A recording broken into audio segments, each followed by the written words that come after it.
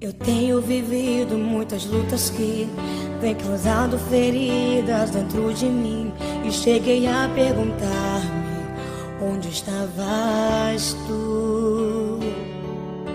Pensei em parar em meio à aflição, querendo, Senhor, sentir a tua mão, buscando em ti uma direção.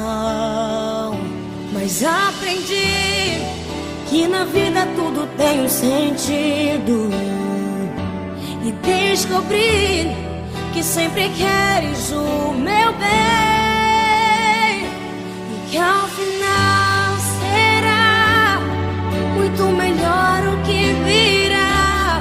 É tudo parte de um propósito, e o teu amor me guardará. Sempre estiveste aqui, tua palavra não falhou e nunca me deixou.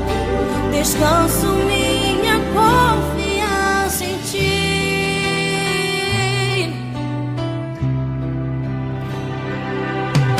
Eu tenho estado contra a parede, buscando a saída, uma solução, clamando, orando por tua intervenção.